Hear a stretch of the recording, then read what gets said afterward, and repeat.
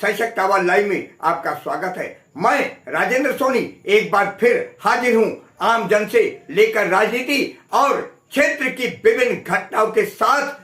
पक्ष न विपक्ष, सिर्फ निष्पक्ष। स्वर्णकार भाइयों के हित में हमेशा खड़ी रहने वाली पूर्वांचलीय स्वर्णकार समाज के तत्वाधान में रविवार को संस्था का 8वां स्थापना दिवस हर्षोल्लास के साथ मनाया गया। 11 बजे से नवयुग मार्केट गाजियाबाद स्थित अंबेडकर पार्क के सामने अन्नपूर्णा बैंक्वेट हॉल के सभागार में पूर्वांचलीय स्वर्णकार समाज के अध्यक्ष हरशंकर वर्मा की अध्यक्षता तथा डॉक्टर सुधीर कुमार वर्मा की कुशल मंच संचालन में आयोजित समारोह का शुभारंभ बतौर मुख्य अतिथि तथा इंडो तिब्बत सीमा पुलिस बल की निदेशक मीनाक्षी वर्मा तथा विशिष्ट अतिथि मंडल प्रभारी मेयर क्षत्रिय स्वर्णकार समाज की उमेश कुमार सोनी ने दीप प्रज्वलित कर किया। इस अवसर पर समारोह में मौजूद अध्यक्ष हरशंकर वर्मा सहित समाज सेवियों ने समाज में व्याप्त कुरीतियों के खिलाफ आंदोलन चलाने, समाज को आर्थिक तथा राजनीतिक रूप से एकजुट करने का संकल्प लिया। देखिए आज की रिपोर्ट।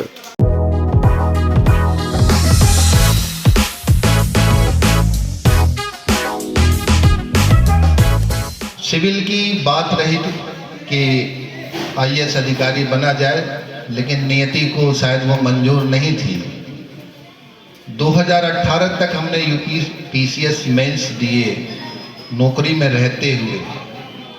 कारण यही था, कारण ये था कि मेरा जो परिवार है, ये कुनबा है, वो वही ट्रेडिशनल जो अपना व्यवसाय है उससे करता हुआ था। और मैं कैसे पढ़ लिख गया ये मुझे भी नहीं पता। पिताजी ने प्राइमरी में जाके एडमिशन करा दिया था और उसके बाद माहौल के हिसाब से पढ़ता रहा। एक बार छठी में गवर्नमेंट कॉलेज में मैं गया, वहाँ एडमिशन हो गए। पढ़ता पढ़ाता BHU तक पहुँच गया। आमतौर पे कॉमर्स में इसलिए नहीं पढ़ा, कॉमर्स का मैं विद्यार्थी आज भी हूँ। मैं शिक्षण का काम है लेकिन विद्यार्थी आज भी हूँ। मैं जो बंधु हैं वो कार्तिक वर्मा जी हैं। कार्तिक वर्मा कृपया जल्दी से आए और अपना संक्षेप परिचय दें।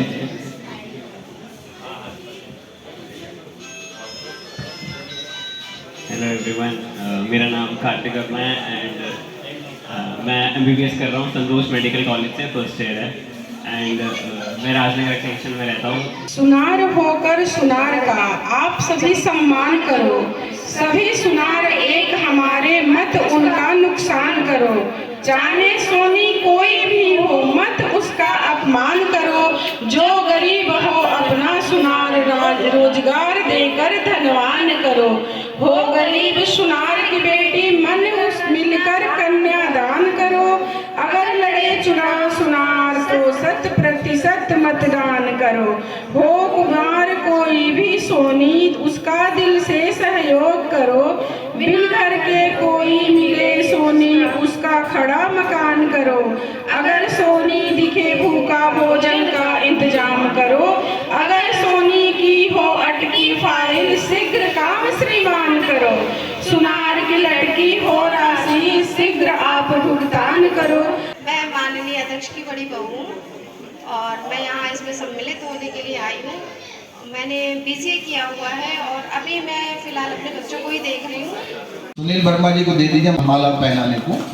आप आइए मैम को।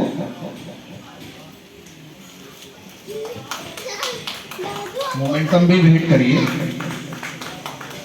करें। ये यादगार पल जो है हम अपनी स्मृतियों में बनाए रखना चाहते हैं। आप सभी तालियों से स्वागत करें। आपकी स्मृति और अपनी स्मृति में आप इस कार्यक्रम को बनाए रखें। आप सभी को मेरी तरफ से बहुत बहुत धन्यवाद कि आपने मुझे ये मौका दिया कि आप मुझे आज यहाँ पर सम्मान के लिए आमंत्रित किया है। और मैं एक छोटा सा करेक्शन करना चाहती हूँ कि मुझे डिप्टी सेक्रेटरी बताया अभी आपने तो मैं डिप्टी सेक्रेटरी से तो प्रमोट हो चुकी हूँ, मैं डायरेक्टर लेवल पर हूँ और अगले साल मैं जॉइंट सेक्रेटरी बन जाऊँगी। अभी मैं 2008 बैच IAS हूँ और अभी होम मिनिस्ट्री में IFA के रूप में काम कर रही हूँ। और दूसरा, आप हमारे समाज में काफ़ी मतलब उम्मीदें हैं मुझे अपने समाज से कि हम लोग कला के क्षेत्र में मतलब इतना सूक्ष्म काम कर सकते थे। तो दिस शोज कि हमारे पास ब्रेन तो बहुत है, लेकिन हमारे काम को अभी दूसरे समाज ने, जैसे बनिया समाज और दूसरे समाजों ने ले लिया है। तो हमें भी है ना मतलब उसी पर नहीं अड़े रहना है कि ठीक है इसी काम को करना है। देयर आर मेनी अपॉर्चुनिटी जो हम ले सकते हैं, जैसे गवर्नमेंट सेक्टर में है, बिजनेस है, और भी सारी चीज़ें हैं। प्राइवेट सेक्टर में भी बहुत अच्छे अच्छे काम हैं, तो हम लोग उसमें भी आगे बढ़ सकते हैं। ब्रेन की कोई कमी नहीं है, बट मोटिवेशन एंड मार्गदर्शन इसकी कमी हो रही है। तो इस लेवल पर अगर if I am able to cooperate, मतलब मेरी तरफ से जो भी आपको मार्गदर्शन या जिस तरह की भी जो भी चाहिए, आई एम ऑलवेज देयर। और दूसरा ये कहा कि मैं अपना एक्सपीरियंस आपके साथ शेयर करूं। तो ऑब्वियसली हमारे समाज में, बिकॉज गवर्नमेंट सेक्टर में बहुत ही कम लोग हैं, यहाँ पर भी अभी आप देख सकते हैं कि बहुत ही कम लोग हैं, तो बहुत ही हमें पता ही नहीं चलता है कि एक्चुअली कौन सी फील्ड में कैसे जाना है, कौन कौन सी चीज़ें हैं। तो अगर जैसे IAS ही बनना है तो मेरे लिए बहुत डिफ़िकल्ट था, मुझे बिल्कुल भी नहीं पता था कि UPSC क्या चीज़ होती है। मैं उस लेवल से आई हूँ कि मुझे ये भी नहीं पता था कि IAS बनने के लिए मुझे UPSC का सिविल सर्विस एग्जाम पास करना है। तो कई बार बहुत डिफ़िकल्टी होती है, बहुत आपको पता ही नहीं होता है कि कौन से रास्ते से कहाँ जाएंगे, कोचिंग कहाँ लेनी है। कोचिंग अगर नहीं हम ले सकते हैं तो मार्गदर्शन, मतलब हमें किस किस स्टेज से निकलना होगा, क्या हमें परीक्षा की तैयारियाँ कैसे होती हैं, तो उसके लिए मुझे लगता है कि एक हम ग्रुप बना सकते हैं, हम जैसे लोग जो इस चरण से निकल चुके हैं। We have already pass through these stages, तो हम इसमें बता सकते हैं कि इसमें आपके लिए कौन सी चीज़ें आपको उपयोगी होंगी। साथ में एक अगर आप कोई ग्रुप बनाएं जिसमें हम लोग भी अपनी कुछ क्लासेस दे के जा सकें या मैं कुछ इनपुट्स दे सकूं, तो आई एम ऑलवेज देयर। और भी ऑफिसर्स हैं जिनको मैं जानती हूँ, बहुत सारे अच्छी अच्छी पोस्ट पर भी हैं, IAS हैं, IPS हैं, IFS हैं, IRS हैं, वो भी आपको बता सकते हैं कि वो अपने बता सकते हैं। कुछ कुछ क्लासेस के लिए भी हम लोग आ सकते हैं। तो अगर हमारे आप लोग को ये एक ऐसा ग्रुप बनाते हैं जहाँ पे सिविल सर्विस या गवर्नमेंट सर्विस के लिए अगर आपको मार्गदर्शन चाहिए, तो हम बीच में अपना टाइम निकाल के, I will be very happy, मैं तो बहुत खुश होंगी। मैं तो आके आई एम ऑलवेज देयर। और गवर्नमेंट सेक्टर में भी जब भी आपको ज़रूरत होती है कि कहीं आपके कुछ काम नहीं हो रहे हैं, तो वहाँ पर भी आप मुझे अप्रोच कर सकते हैं। पीड़ा है अपने समाज को लेके, या ये कहिए कि जो भावना है वो निश्चित तौर पे सकारात्मक है। आप सिर्फ एक बड़े पद पे हैं, आपका दिल बहुत बड़ा है।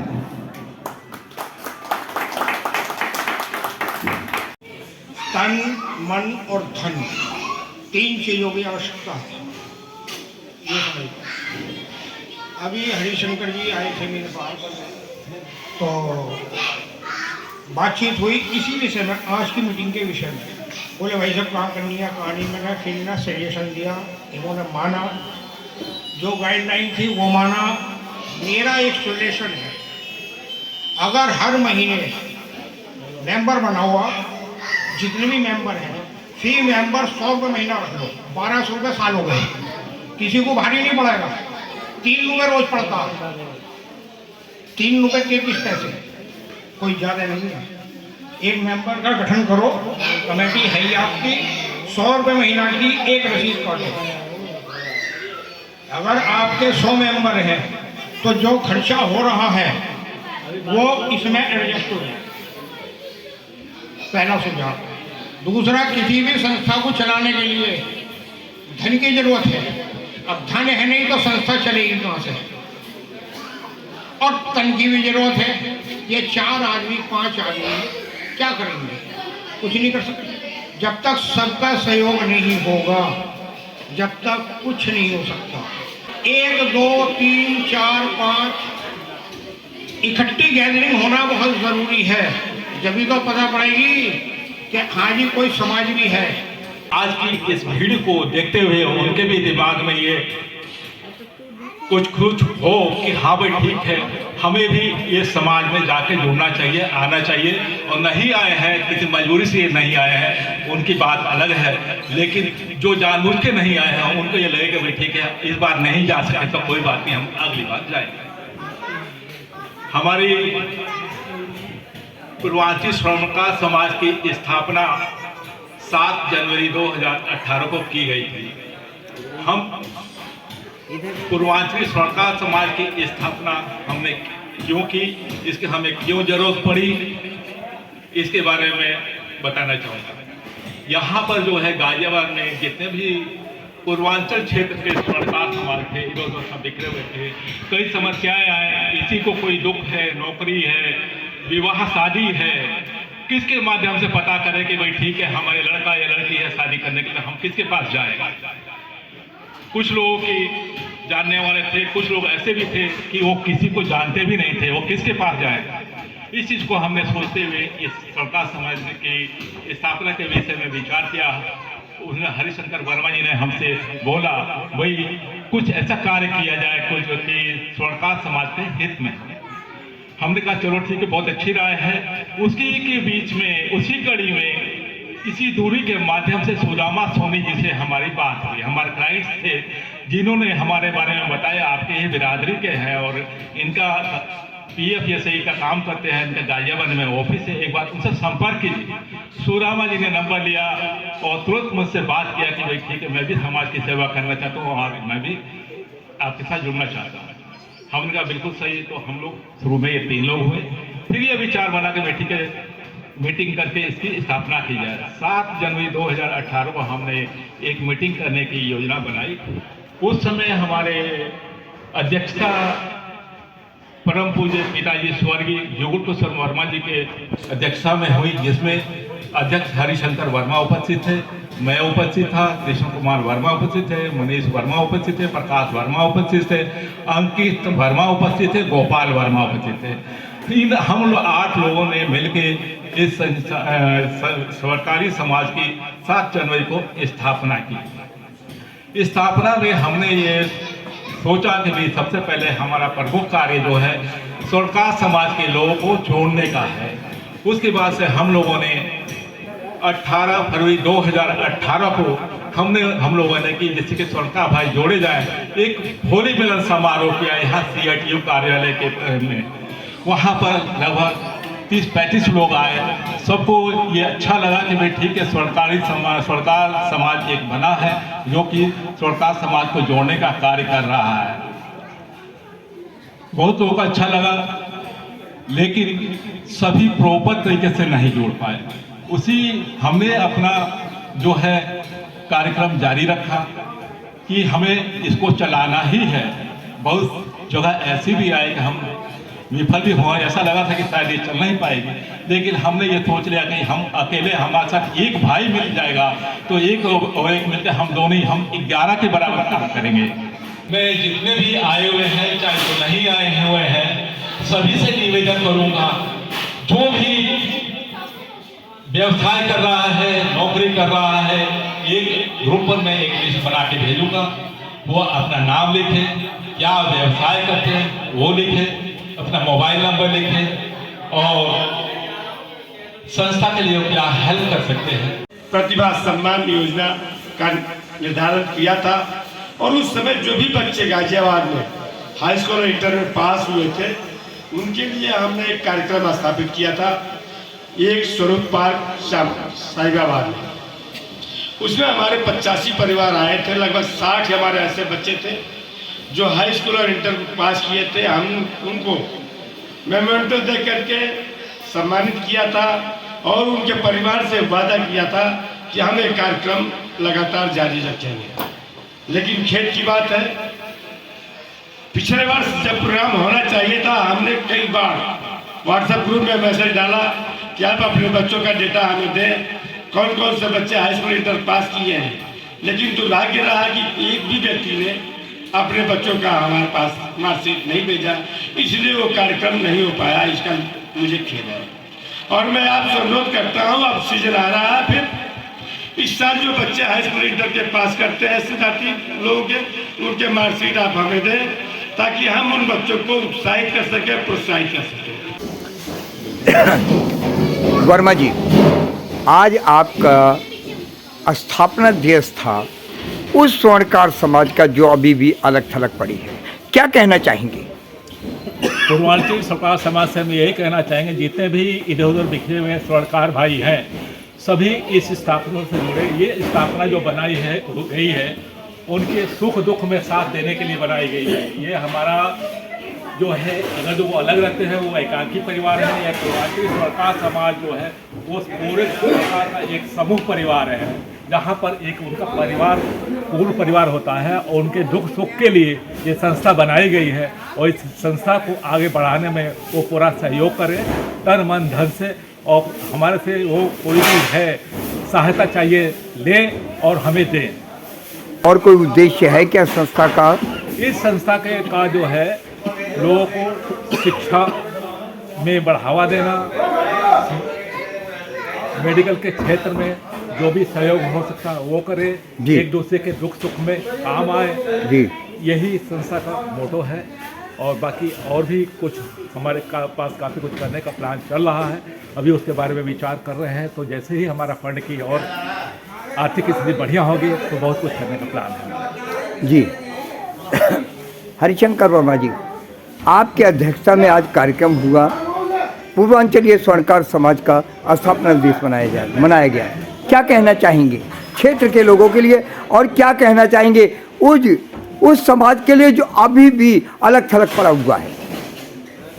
पूर्वांचली स्वर्णकार समाज की स्थापना इस उद्देश्य को लेकर हुई है कि जो पूर्वांचल के लोग 700-800 किलोमीटर दूर आकर यहाँ प्रवासी के रूप में रह रहे हैं, एक दूसरे को नहीं जानते, उनके दुख सुख में जितनी भी आपत्तियाँ आती है एक दूसरे को बांट नहीं पाते।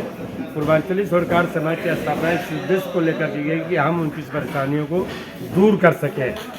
उनकी शादी ब्याह की बात हो, शिक्षा की बात हो, चिकित्सा की बात हो, किसी भी प्रकार की समस्या हो, हम चाहते हैं पूर्वांचल समाज के लोग लगातार शिक्षित हो, संगठित हो, और समाज जो है उत्थान के शिखर तक पहुंचे। इसी उद्देश्य को लेकर के ये संस्था कार्य कर रही है और आज अपना स्थापना दिवस मना रही है। आपने आज स्थापना दिवस बनाया, जिस समय संस्था शुरू की गई थी उस समय परेशानियाँ बहुत आई होंगी? बहुत परेशानियाँ थी, हम एक दूसरे को जानते नहीं थे, किसी न किसी तरीके से एक दूसरे को जोड़े।